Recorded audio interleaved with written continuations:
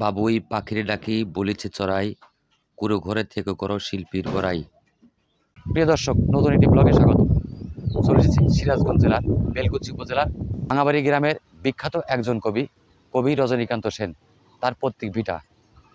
তো বন্ধুরা, আমার সাথে দেখতে পারবেন আজকে কবি রজনীকান্ত সেনের পৈতৃক নিবাস। কবি রজনীকান্ত সেন 26 জুলাই 1886 খ্রিস্টাব্দের সিরাজগঞ্জ জেলার বেলকুচি উপজেলার ভাঙাবাড়ি ইউনিয়নের ভাঙাবাড়ি গ্রামে জন্মগ্রহণ করেন। কোচবিহার জেনস্কিন্স স্কুল থেকে এন্ট্রান্স, রাজশাহী কলেজ থেকে এফএ ডিগ্রি লাভ করেন। 1851-তে বিএল পাশ করে রাজশাহী আদালতে আইন ব্যবসায় যোগদান করেন। কিছুদিন নাটোর ও নওগাঁয় অস্থায়ী মুন্সি হিসেবে দায়িত্ব পালন করেন। সঙ্গীত রচনায় পারদর্শী ও স্বরচিত গানের সুকণ্ঠ গায়ক ছিলেন তিনি। তিনি চার ধারায় গান রচিত করতেন। কান্তকবি নামে পরিচিত ছিলেন তিনি। 1910 খ্রিস্টাব্দের 13ই সেপ্টেম্বর তিনি পরলোক গমন করেন। দাদা ভালো আছেন? এই যে আমরা যে দেখতে পাচ্ছি, এই জিনিসটা, এটা রজনীকান্ত সেনের এই পুরনো, এটা কি বাউন্ডারি? এখানে দেখতে পাচ্ছি রজনীকান্ত সেনের বাড়ির বাউন্ডারি ওয়ালের কিছু অংশ এখনো চিহ্ন হিসেবে দাঁড়িয়ে আছে এই সেন ভাঙাবাড়ি গ্রামে। এই স্মৃতিকে ঘিরে বহু দর্শনার্থী এখনো বেড়াতে আসে এই সেন ভাঙাবাড়ি গ্রামে।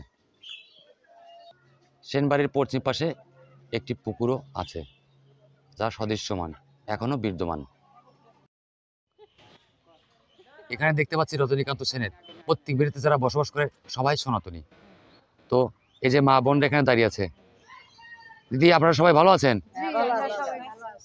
বলছি, আপনারা এই রজনীকান্ত সেনের ভিটেতে কে কতদিন ধরে বসবাস করছেন?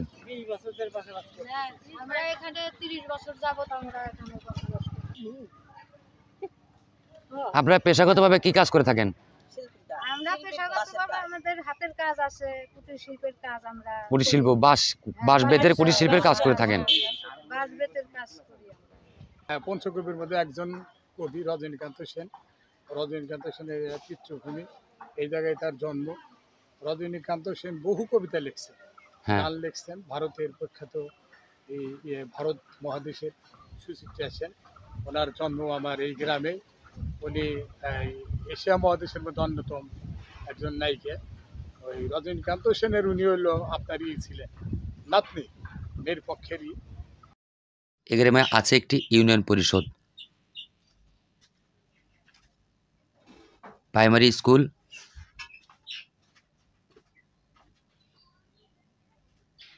কবি রজনীকান্ত স্মৃতি রজনী সংসদ ও পাঠাগার।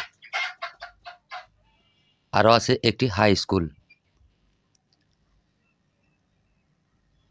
আছে রজনীকান্ত হাতে গড়া একটি পোস্ট অফিস। প্রিয় বন্ধুরা, আজকের ভিডিওটি ভালো লাগলে অবশ্যই অন্যকে দেখার সুযোগ করে দেবেন।